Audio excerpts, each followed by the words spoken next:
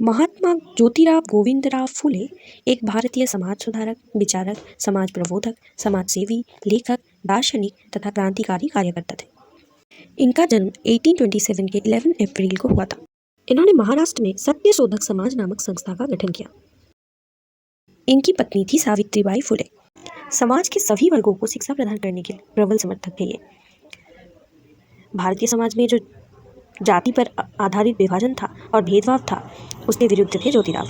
इनका मूल उद्देश्य था स्त्रियों को शिक्षा का अधिकार प्रदान करना, विधवा विवाह का समर्थन करना और बाल विवाह का विरोध करना। समाज की जो कुप्रथाएं थी, अंधश्रद्धा का जाल था, उससे समाज को मुक्त करना चाहते थे ये। स्त्रियों को शिक्षा प्रदान करना, स्त्रियों को उनके अधिकारों के प्रति जागरूक करने में इन्होंने अपना सारा जीवन व्यतीत किया। महिलाओं को स्त्री पुरुष के भेदभाव से फूले बचाना चाहते थे। कन्याओं के लिए भारत देश की पहली पाठशाला पुणे में बनाई उन्होंने अपनी पत्नी सावित्रीबाई फुले को स्वयं शिक्षा प्रदान की थी और वो भारत की प्रथम महिला अध्यापिका थी।